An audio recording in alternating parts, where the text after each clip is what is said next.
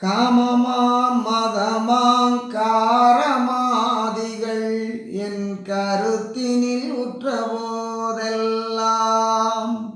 நாமமார் உளத்தோடையவோ நான் தான் நடுங்கிய நடுக்கம் நீ அறிவாய்.